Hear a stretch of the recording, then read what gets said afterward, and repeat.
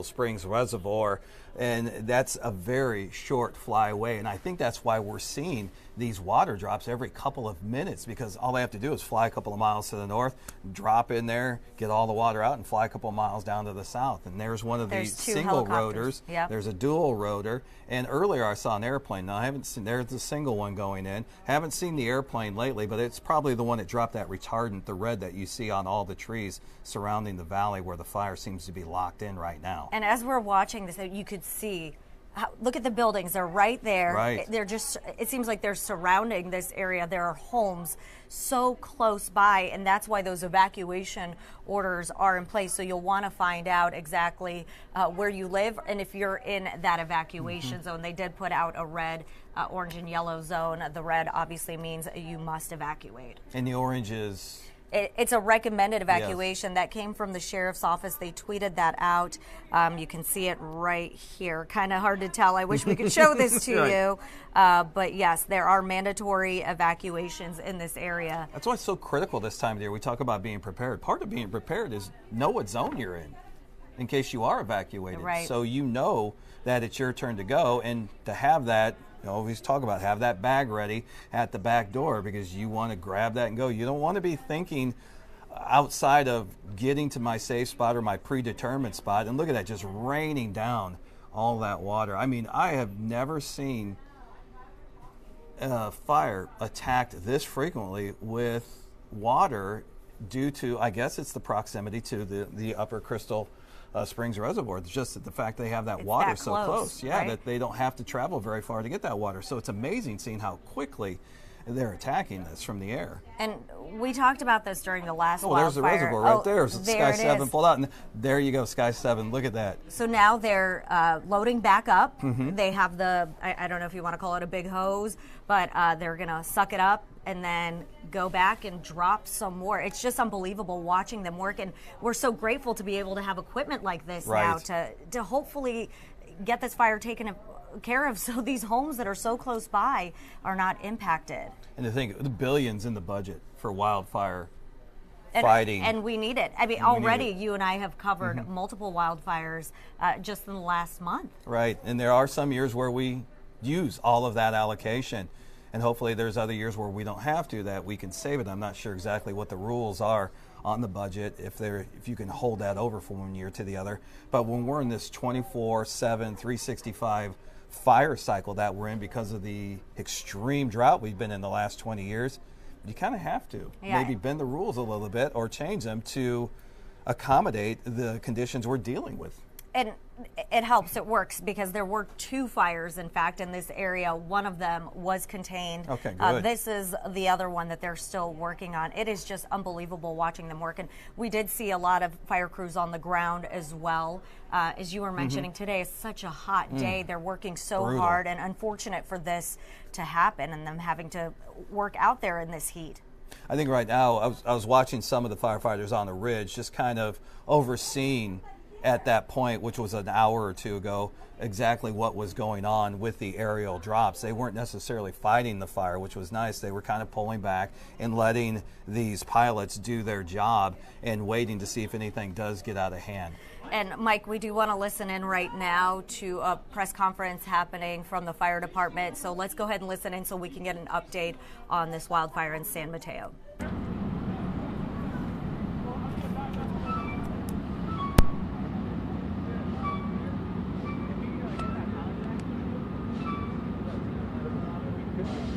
Well, good afternoon. Can everyone hear me okay?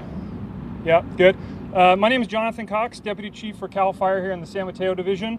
This is the 5:30 briefing for several fires that we have going on currently in San Mateo County. About 2:24 this afternoon, Public Safety Communications in Redwood City received multiple 911 calls of fire up in the Edgewood area of San Mateo County. And it turned out to be at least 2 fires. One is called the Edgewood fire, and one was called the Colton fire. The Colton fire is contained at several acres and is not posing any other threat. The Edgewood fire is currently the fire that is uncontained. It's burning about 25 acres in a corner between Woodside, Redwood City, and Edgewood County Park. With that, we have unified command with several agencies here in the county, several of which are behind me. Woodside Fire Protection District, the City of Redwood City Fire Department, the City of Redwood City Police Department, as well as the San Mateo County Sheriff's Office, and assisting us is the California Highway Patrol. Of the fire, the Edgewood fire that's burning right now, it's about 25 acres at this time.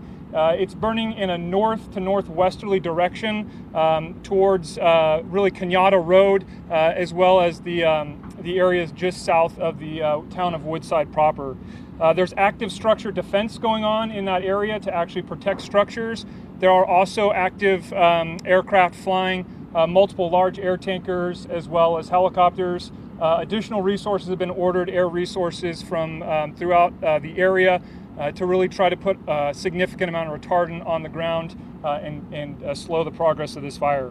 With that, we also have a pretty significant evacuation order in effect for the town of Woodside, part of the city of Redwood City, and the unincorporated portions of that area in San Mateo County. With that, we are battling some hot temperatures right now. Luckily, we don't have wind that is really challenging us. But we do anticipate this heat to hold through the night, which will require us to stay out here until we do get some containment. With that, I just want to pass it off to all the cooperators who are behind us. There's a lot of hard work going on at the moment. We will have a moment for questions at the end from the different agencies who are here. And with that, I'll pass it off to the San Mateo County Sheriff's Office. Good evening. My name is Javier Acosta. I'm the PIO for the San Mateo County Sheriff's Office. So at this time, all evacuations have been completed. We will reassess in about an hour and a half. We ask that if you're asked to evacuate, please do so immediately, in a timely manner, at the very least. We currently have about 30 units staged at Cañada College, ready to go in case things change. Highway 280 is open, however it is affected. I understand there's a lot of traffic. And the on-ramps to Edgewood and Jefferson are both closed at this time.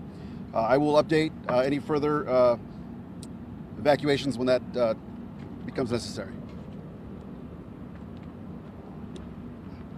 Good afternoon. My name is Ray Iverson, Fire Chief for the City of Redwood City Fire Department. We have multiple agencies helping at this incident today. We have set up an evacuation center at 1455 Madison Street in Redwood City at the Veterans Memorial Center. So we ask all residents who have received evacuation orders to seek shelter there if need be. We have Red Cross standing by to assist, as well as Redwood City staff to help with that. I'm happy to answer any questions once we get done. At this time, I'd like to turn it over to Fire Chief Linder with Woodside Fire Department. Good afternoon, everybody. Rob Lindner, Fire Chief of the Woodside Fire Protection District. I just wanted to thank all the parties involved that have helped with this. You have a lot of homes, valuable homes that are threatened at this time. There's a lot of resources from a lot of areas throughout the county and throughout the Bay Area that have helped us here. We're appreciative of that. We just want to make sure that the public is aware that to heed the advice of the evacuation orders and even the warnings. If you're getting an evacuation warning, it's a good idea to go ahead and leave at that time. That way it gives us all the opportunity to fight the fire the best that we can. Aircraft wise, there's people that will tend to fly drones or something like that. Please do not do that. Allow the professionals to do what they're doing. They're making a good, aggressive attack on this, and it is helping. So, any ability to hinder that, we don't want that to happen, because things are looking in a positive direction as we move forward. So thank you very much. Just a couple other things to note. As the Sheriff's Office said, there are multiple evacuations in different zones. There is a live map that is available for the public. It's community.zonehaven.com. If they simply just type in Zonehaven to Google, they can put in their address and actually see if they are under an evacuation order or warning. The other thing we note is, until we have some good containment on this, is to just keep an eye on an additional order should they come out. We're constantly reassessing that. One thing we do have, you'll see around us right now, is there's a lot of fire engines coming in and out of here right now. We have called for a 6th alarm in San Mateo County. What that means is we have resources from South San Francisco all the way down to Palo Alto at the moment, coming into this area and actually fighting this fire. We do have additional resources spread out through the county so that we do have coverage should anything else break out. So there are still fire stations covered, even though we have a pretty big impact on what is going on. There's also a large CAL FIRE resource order both for tonight and tomorrow, so we will have additional crews that arrive tonight and tomorrow. And just note for people who are traveling, Highway 280 is currently open at the moment. However, it was impacted by smoke and could be impacted by smoke again. The CHP is evaluating it, and there could be, should the need arise, some sort of closure or diversion if smoke becomes dangerous in that area. As Chief Lindner said, we just ask everybody, if you're evacuated, to stay away. Let the firefighters do their work. This is tight, narrow roads and a lot of properties intermixed with a lot of vegetation. So if we ask you to leave, please leave. If you stay out, we can actually get our job done faster. With that, I think all of us up here are happy to answer any questions about the fire. How's your firefighter? How's he doing? Thanks. We did have what we consider an incident with an incident, which is an injury to a firefighter. That firefighter was working on the line. They were transported by ground ambulance to Stanford Hospital. We don't have an update on the condition yet.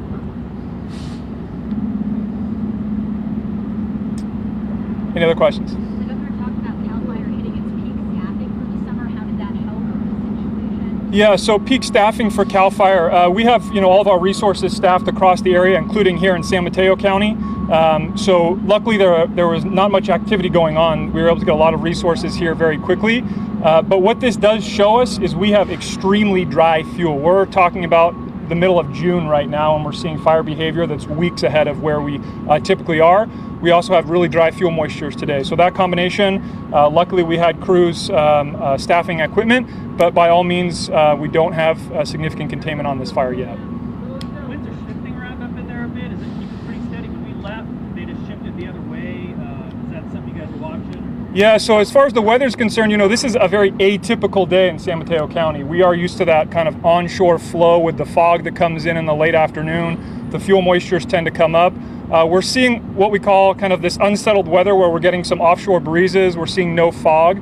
The thing that concerns us is until we get some either relative humidities that go up or some containment that goes around, we feel as though the potential is still there that this fire could grow. Any residents injured? Sorry? Any residents injured? We have not had any reports of injuries to anyone in the community. Couple questions. What is the exact reason for the fire and starting the fire? And number two, what's the threat to PG&E substation along the Yeah, so the question was regarding the cause and origin. Obviously, these fires take a lot of investigation. We do have investigators currently on the scene working on the investigation right now. It's too early to jump to any conclusions about what the cause could be. That will be under investigation until their report's complete. As far as the PG&E substation that's on Kenyatta Road, that facility is threatened. There's quite a few fire resources in there protecting that infrastructure, and we do have a PG&E representative with us at the command post. Did I miss? Do we have no structures damaged yet? No structures damaged or destroyed right now. All right, with that, everyone up here is available for questions one-on-one if you need them. We also have public information officers, Cecile Juliet here, as well as Chief Marshall in the back. We will plan on just putting out information. And Mike Nico and I back here in the newsroom bringing you updates. You just heard an update from San Mateo County CAL FIRE there talking about this fire that they're calling the Edgewood fire that's still burning about 25 acres. Now I'm going to take a look at my notes as you take a live look from Sky 7 there in that video next to us and see this fire still burning there in San Mateo County. So again, this fire started around 2:20. That's when they received the 911 calls. There were initially two fires. The Colton fire that has been contained. This is blowing, they mentioned north to northwest. So those are the people that are going to be impacted. I'll have you go into more detail on that here in a second. They do say that there is significant evacuation orders. There are mandatory evacuation orders for Being Woodside. Extra cautious. Extra cautious. Woodside and part of Redwood City. So if for any of you that are asked to evacuate, they asked multiple times, please follow those orders. And if there's a warning even, maybe to leave to make their jobs a little bit easier. Yeah, if you live near 280 around Redwood City or Woodside, just expect it or be ready for it. Right. That's mainly the area. The closer you are to 280, the higher you up in the mountains, not on the flatlands, though, near 101. So we want to make sure we differentiate there a little bit. And as you always mention, just have your bag ready, maybe pack it up right now just in case. But hopefully they do get this contained. As you could see, they're still working on it. So again, about 25 acres burning now. They don't know the cause. No structures impacted, but we did find out that one firefighter was injured, taken to the hospital. We don't have an update on his condition, his or her condition as of right now, but we'll keep you updated on that. And Mike, you're watching this from the weather standpoint. Right. Not windy, so that's good, as you keep mentioning. But Yes. what's the concern here right now? The heat. Really, it's just the heat and how dry it is. And you heard the gentleman mention the dry fuels. Having this be our third consecutive year of drought and our 20-year mega drought, we are exceptionally dry for this time of the year. So it doesn't take much for anything to spark. We had 3 of the 4 critical ingredients. We had extremely hot, record-setting temperatures, extremely dry fuel for this time of year, and extremely dry air. There is no marine layer to bring in that cooler, damp, moisture-laden air to help temper down these critical fire conditions. We were just missing the 4th one, and that's why you're seeing this fire not necessarily spread very quickly. It's been 3 hours, and it's 25 acres in size. That is incredibly small compared to what we're used to with the conditions we have, and it's mainly contained right now into this valley. And you can see the smoke isn't moving much at all. And there's one of our medium-sized tankers. I forgot how many gallons, like there's anywhere from 300 to 700 gallons of water they can drop. But notice that one just flared up. You can just see right there another hot spot as that chimney effect. That's a perfect example of that chimney effect. As the heat rises up those valley walls, it heats and dries out the vegetation and makes it even more susceptible to combustion. So when he dropped that water there, that water is going to create a little bit of wind, and it probably fanned that little area and caused it to flare up just a little bit. And when Sky 7 zoomed out, you could see how close it was to the freeway. You could also see how close it was to so many homes that are in the area. Yes. So again, Woodside, part of Redwood City, they do have mandatory evacuation orders in place. They did say everyone did listen, and they did evacuate. They also have crews on standby, ready just in case this gets any worse. And you can see the red on both sides of the fire. That is the fire retardant that the air tanker dropped earlier. Haven't seen it lately. It's just been 2 helicopters going at it right now. And one thing I wanted to mention, if you're joining us wondering why my power is off, this could be the reason why, and why your air conditioner, if you have one and you need it so desperately right now, on a day all like of a sudden today, turned off. Just keep the windows closed. Try to eliminate any outside air from coming in, and try to keep that cool air that you have right now in the house, because we don't know exactly when the power is going to be restored to these areas, and it is not going to be a very comfortable night. The marine layer is not coming back tonight. It is going to be a warm night with difficult sleeping conditions. So if you don't have power, that's just one of the many things you're going to have to deal with. But at least, hopefully, you're not being evacuated like some folks. Right. And once again, they did mention in this press briefing that the concern is it's moving northwest. So what areas might be impacted next there? You have the map up, and well, yeah, I was going to look at it. I wish we could show that, but yeah, it's heading towards Old Kenyatta Road on the west side of 280, so it possibly could jump over 280. We haven't heard that it has. And ember hopping is not a big problem with this one, because we don't have the super tall trees in a lot of this area. That's where you really get the ember hopping, is when the embers get to the top of the tree and the winds are so fast they take it from tree to tree to tree. We just don't have that canopy here. We have a lot of low vegetation, a lot of bushes, a lot of grass that's going to fire up. And that's probably why you're not seeing the large flames either, because we just don't have those large trees. So it could possibly jump 280 and head towards Old Kenyatta Road. There's a few houses, but once you get on that other side, you're getting close to the reservoir, and you can see there's just not a lot of houses on that side. So I'm more worried about the houses directly to the north than maybe to the northwest. And having that reservoir so close has just been it's been key in all this, because they're able to drop, fill up with more water and go right back to that fire that's so close by. And that's what you're watching them doing right now. Every few minutes, like right? a 3-minute cycle. Right. Now this one's going to not take up as much as the Chinook, so it will get in and out hopefully a little bit quicker. But when that Chinook comes in, it's taking in almost twice as much as this helicopter, and it's also dropping, you know, twice as much and helping abate that fire. But you could see right there, that's the area I'm talking about on the northwest side of 280 toward the reservoir. There's just not a lot of houses there. There's a lot of vegetation, a lot of it's grass, and then we zoom back. Thank you, Sky 7. Zoom back to where the fire is, and then you could see off in the distance to the east, to the south, and to the north. That's where all the houses are. That's where the population right is. There, so close. Right, so close, but yet not quite there yet. I'm worried about that one right in the middle of the screen because that is the farthest north. And it's going to run into that red line you can see where we dropped the fire retardant earlier, and it'll be interesting to see if it makes any more progress north of that. And again, for any of you that have been watching, or if you're just tuning in, 25 acres burning now. This is called the Edgewood Fire, a California Highway Patrol. They're helping out with this as Cal Fire updates on Twitter, and we're following that as well. We also have our crew on the scene there. They're getting updates from the ground, so that is helping as well. So we can show you this in full here so you can get a better idea of what's happening here from Sky 7. That's the fire there. That's the Edgewood Fire in San Mateo. We do have a crew, as I mentioned, right there on the scene. Our reporter, Amanda Del Castillo, is live on the scene. She's going to have an update for you on air, and if you continue staying on the stream, you can watch her here as well. And any breaking news that comes in, we will bring that to you. We also have more breaking news to tell you about. We just got word in that a BART train derailed in Concord. There are major BART delays because of this.